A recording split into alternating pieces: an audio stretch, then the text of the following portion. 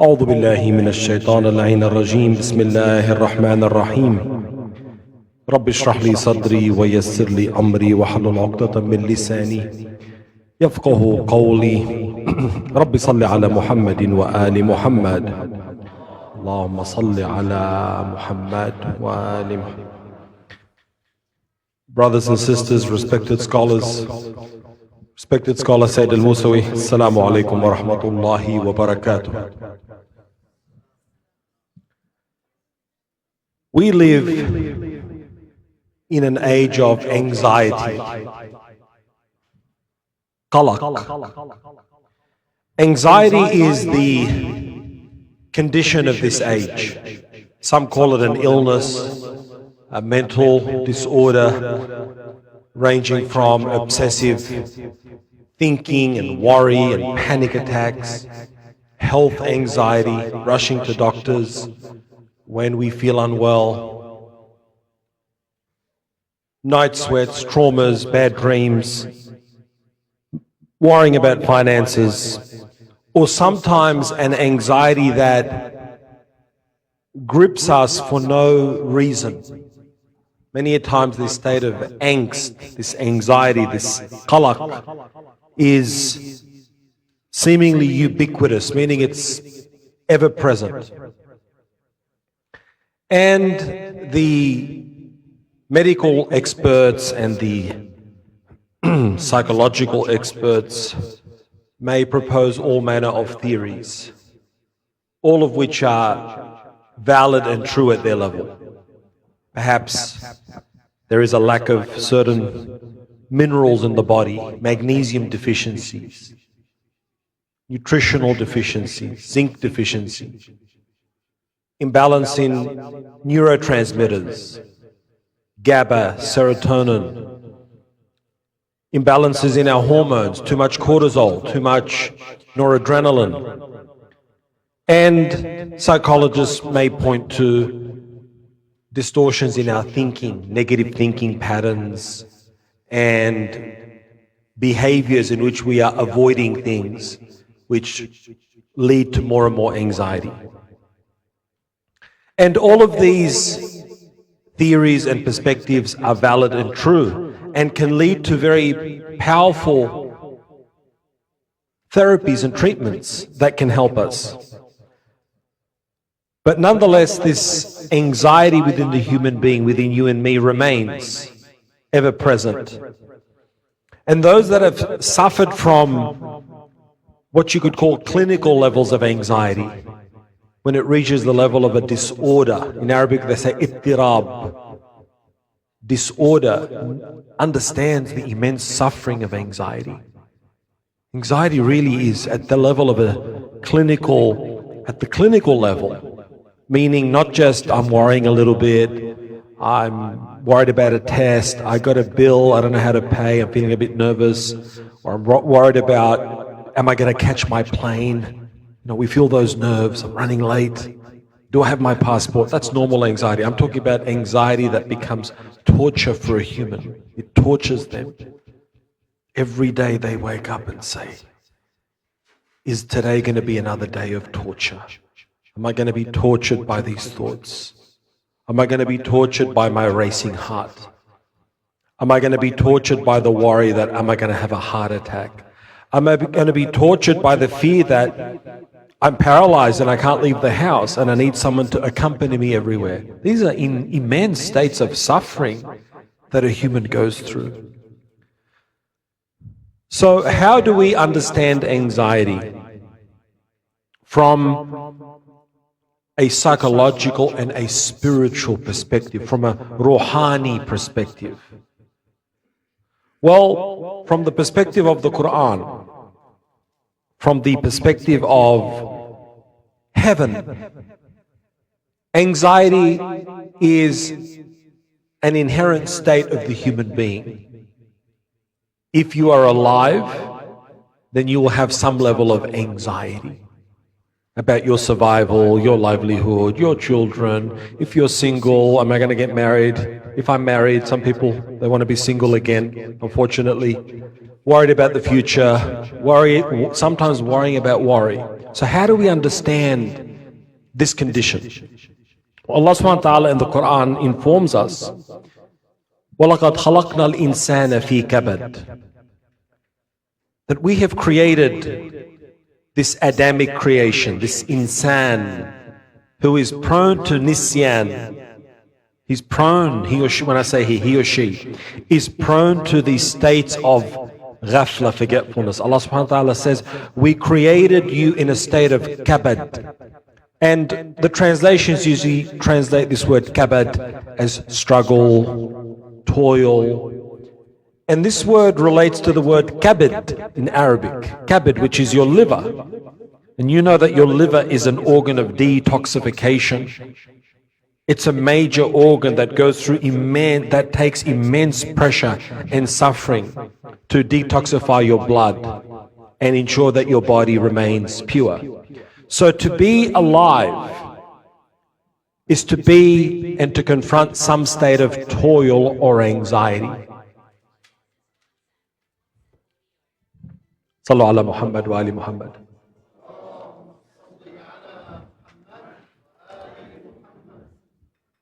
That ringtone actually feeds into the lecture, because the anxiety that we have also is this disconnection that we have from being constantly connected to technology. So I'm going to get to that. So where was I? The state of kabad, the state of toil and struggle. And then Allah says in Surah Al-Balad, فَلَقْتَحَمَ الْعَقَبَةِ. He said, but this man I've created, he did not ascend the steep path.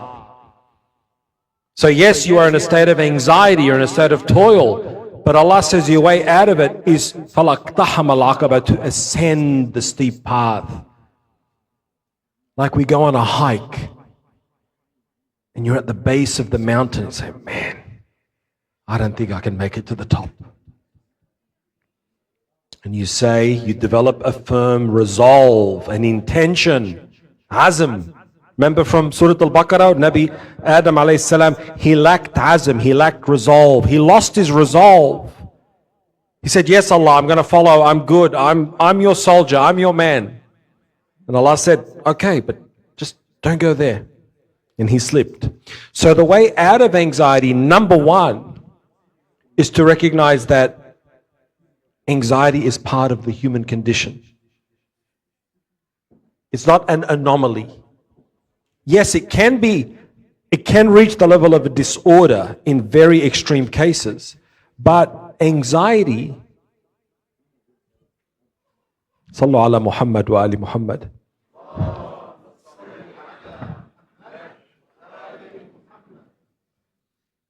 So the first step in conquering anxiety is an ironic one. Is to accept that as a human, it's part of me being human. To accept that anxiety is part of being human. There's no point trying to escape it. There's no point trying to chase some fantasy that I'm going to live a life absolutely free of any worry. Allah says, وَلَقَدْ خَلَقْنَا الْإِنسَانَ فِي كَبَدٍ. That does not mean that we have to accept living a life of every day I'm panicking and worrying and obsessing. But that in general, the nature of our creation, the nature of our placement on earth, post the hubut. Remember, a hubut took place. Remember how Adam cried at the hubut and the angst he felt? Well, we are his descendants. So we naturally, by being placed on this earth, far from the garden, will also naturally experience this Adamic anxiety. It is innate to our condition. So the first step, the first thing to act as a balm to your heart is to say, oh, okay, I'm not alone in this. Every human on earth feels anxiety. Other people just hide it better. Some people deal with it by distracting themselves, or they're very extroverted, or they use defense mechanisms like humor. Many comedians, for example, brilliant comedians, because good comedy requires high IQ. Many comedians usually are very anxious people. They're thinking, they're observing, they're ruminating. And then they come up with this comedy that makes us laugh because we can relate to it. Why? Because that comedian has high anxiety. They're always in their head, always thinking. So the first step in overcoming the anxiety is recognizing it's part of the human condition. Now, if and that our response after recognizing it, if we are in a position where this anxiety has now held us captive, asir, then Allah gives us the way out. So the first step is, وَلَقَدْ خَلَقْنَا الْإِنسَانَ فِي كَبَدٍ. I've created you in a state of toil and distress. You're far away from the garden. Your father Adam experienced a hubut. He was devastated. He was disconnected from me. But I gave him words that when he recited, he regained his connection with me. So the step outside of anxiety, once we've recognized it, is to say, okay, what is my decision? What is my resolve? How will I now begin to have the courage to face my fear? How will I now begin to have the courage to ascend the mountain? Allah says, but he did not ascend the steep path. So the way out of our anxiety is to ascend the steep path. What does that mean? You can't take the easy way out. You have to begin to face whatever you are avoiding so you can create your breakthrough moment. Just as Imam al-Hussein alayhi salam on the plains of Karbala refused to break down. Did he break down? Did he cower? Did he flee? He stood on principle and he achieved his breakthrough. So if anxiety is holding you captive, the first step is to turn to yourself in acceptance and say, this is part of the human condition. And that there may not be a pill or a potion or a magic word that will cure your anxiety. Because many times we're looking for a cure. But if anxiety is an intrinsic part of our human condition, it can be foolish to search for a magic bullet. What's going to cure it? Well, it's an innate part of you as a human. It's like saying, well, what will cure my tendency toward not being satisfied with life? That's also part of the nafs of a human, right? So, anxiety requires us to make a decision to be courageous. Whatever it is that's trapping you. For some, it may be the anxiety is manifesting as a condition called agoraphobia. Agoraphobia. It's just a technical term. But what it means is you begin to have a fear of being on your own. This condition can affect many people. They can't go to the shops. They have to be accompanied by someone. They cannot leave the house. They may be very intelligent people, very faithful people, but they become entrapped in this captivity of their anxiety. So, after we've recognized that anxiety is part of the human condition, after we've made the resolve to achieve our breakthrough, ultimately, what is required? If anxiety represents fear, anxiety represents fear, right? Khawf. What is the emotion or what is the state that ultimately dissolves fear? Sorry? Tamatnin, yes, serenity. I would put it in a word that it is love. Because often, especially when someone from the religious community, the message you are told if you're anxious is that you lack faith. You are given the message you should pray more, you should do more dua, as if to say to the poor person with this anxiety, you lack faith. No. Often the person is a believer, they have faith, they know their aqeedah, but they say this thing has gripped me. And from the spiritual perspective, from the Quranic perspective, from the Husseini perspective, from the perspective of Ahlul Bayt alayhi salam, the person gripped by this khawf, what they require is not condemnation, not to be told that you should feel guilty and do more prayers, but they need love, they need acceptance, they need a word of reassurance. Because often the part of us stuck with this anxiety is a very young part. In psychology, we might call it the inner child, a tufl al-dakhili. This is a very young, innocent part of you. So you may be a 40-year-old, very accomplished woman, mother, or father, but you suffer from panic attacks, from this agoraphobia. Why? When we trace it back, spiritually and through spiritual psychology and coaching, there's often a very young part of you stuck, almost like in a cage, in a captivity with this anxiety. And the answer to that is not more rules, not fear, not guilt, but the answer to it is to turn to that young part of you in love. There were studies done in past decades. Just the level of noise, sisters. Sallu ala Muhammad wa ali Muhammad.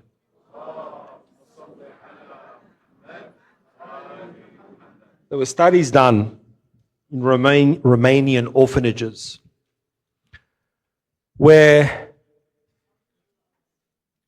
babies that were abandoned at birth and were being cared for in the orphanages were given a complete diet, formula milk, looked after, clothed, bathed, sheltered. But what was found is that these babies suffered immense anxiety, night terrors. Some became autistic, some became mute, they had delayed language development. And the reason for this, what they found was that these babies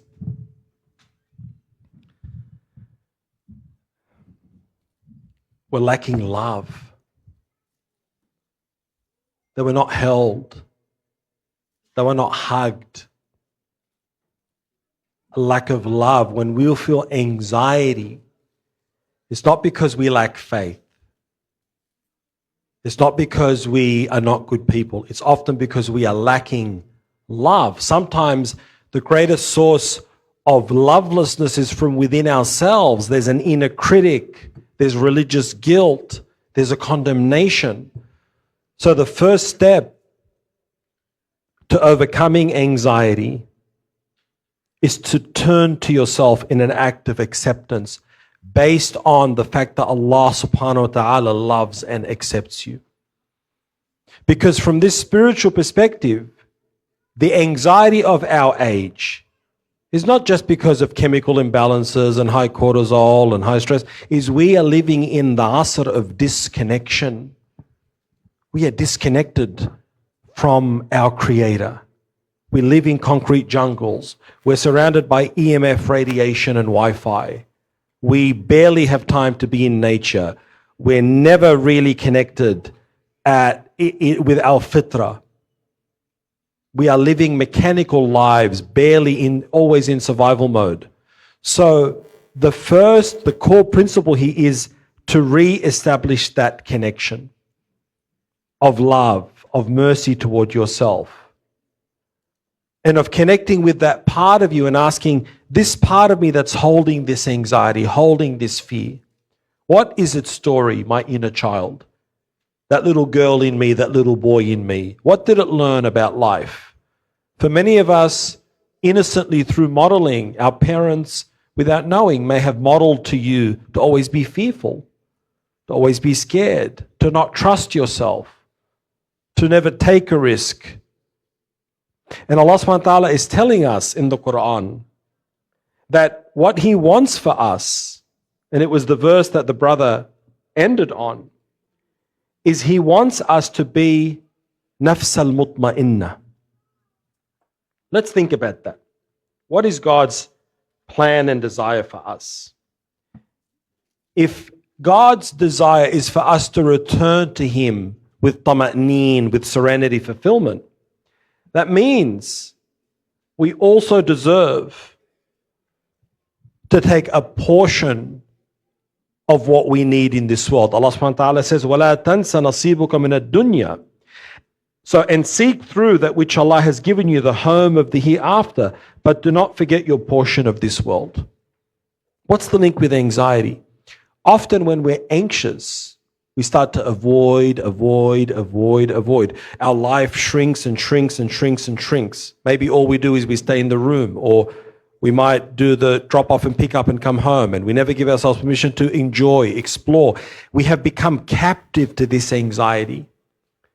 And Allah subhanahu wa ta'ala is saying, I want you to have courage. I want you to have trust in me. I want you to connect with me. I want you to explore this world that I have created. I want you to begin to step outside of your comfort zone, because God does not want us to return to Him resentful. Oh Allah, look how hard I tried, and I'm all resentful, and I martyred myself, and now I'm my reward from you. No. He wants you to return to Him fulfilled with Him, happy, and He's happy with you, that you have completed your soul's journey on earth.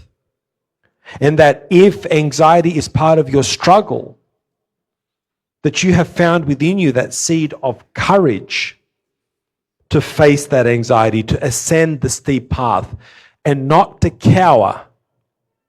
Cowardice in Arabic, jubn, and it's not a nice word, but it means when you are cowering from life, you're hiding from life. The antidote to that is courage, shaja'ah. Shaja'ah doesn't mean becoming impulsive, taking risks, jumping out of planes. That is not necessarily courage. Courage for you may mean, you know what, today I'm going to go to the shops and buy some groceries for my kids and not be terrified. I'm going to go to the park and go for a walk. I'm going to venture out to maybe an area I haven't explored. I'm going to have the courage to sit down and open up my laptop and an Excel spreadsheet and actually do my budget and see where my bills are and what taxes I owe and call my accountant and send that email. That is courage. That may be your struggle at this moment, that there are things that you are avoiding and they're adding up and adding up. Allah says, face the steep path. Take that first step. Plan your escape out of captivity. But do not do it in a state of jabr, in a state of force and condemnation, and I'm weak and I lack faith. Do it from a position of love. Allah subhanahu wa ta'ala is supporting me, and I have the angels that support me, and my love for Ahlul Bayt alayhi salam supports me, and their intercession supports me, and I give myself permission to begin to heal. Wherever you are on your journey with anxiety, take that first step, Allah says. Take that first step toward me. Trust in me. The other point I want to make as I begin to wrap up tonight is that we, in the age of the ghaibah, we are in an age of extreme anxiety because we are disconnected from our Imam. We are disconnected. The earth plane is disconnected at a gross level from that guidance. Now, there are individuals that are very connected, those who are working on themselves, purifying. But in general, the earth at the moment is going through a contraction. So when the anxiety comes and the disconnection, it's not just in you as an individual. It's the age that we're in of disconnection, of breakdown of relationships, of mass mistrust and paranoia between people, of economic oppression across the lands, east and west, of wars, of genocides, of wars between men and women. So we live in an age of anxiety. What this also calls for, that we can begin to master our anxiety, is a return to being human. A return to being human. Reconnecting with people. Meeting with friends. Relationships. family gatherings, walks in nature, reading physical books, less time on devices, so that we can return to our ancient fitra as human beings. Sallu ala Muhammad wa ali Muhammad.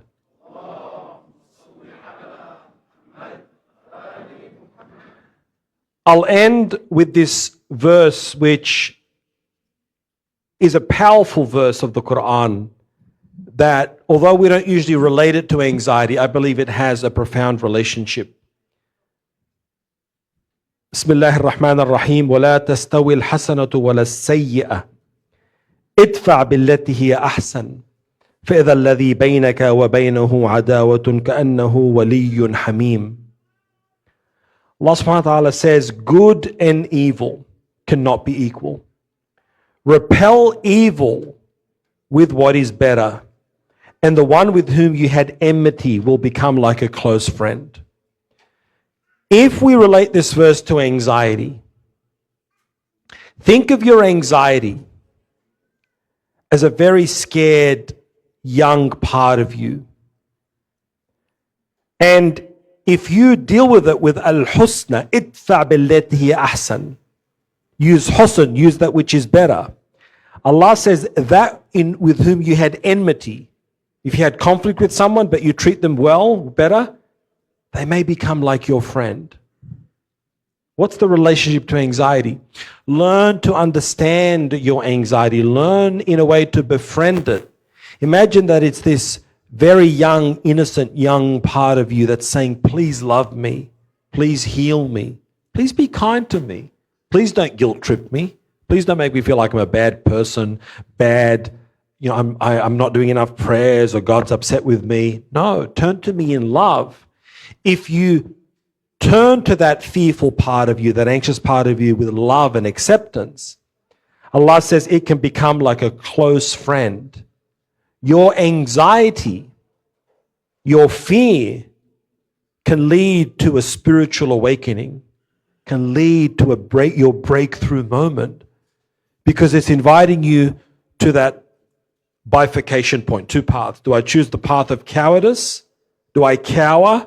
Do I keep avoiding? Do I keep putting things off? Do I keep playing small? And then I return to Allah saying, Ya Allah, why did you do this to me? Or do I choose the path of nafs al-mutma'inna? Do I take the steep path? Do I take that first step? Do I act with courage? And here's the last key I'm going to leave you with. The transformation of your anxiety, the transformation of your fear from cowardice into courage, the transformation of fear into love occurs in a single moment. Your transformation occurs in a single moment. Have you seen videos of people who take a video of themselves when they're very overweight? And that video records the moment when they made the choice to transform. And then they show you the result 3, 4, 5, 6 months later. When did they transform? Did they transform 6 months later when they lost the weight? No. They transformed in that moment when they took that video and made the decision, made the qarar, I'm done. Tonight or today, I am escaping my captivity. It could be the captivity of a body that's holding on to a weight that no longer suits you, holding on to all this armor. It could be the captivity of an anxiety, of panic, obsessive thinking, playing small in your life. It could be the captivity of financial anxiety, where things that need to be sorted are not being sorted. Make the decision tonight to say, I am planning my escape from this captivity. Sallu ala Muhammad wa ali Muhammad.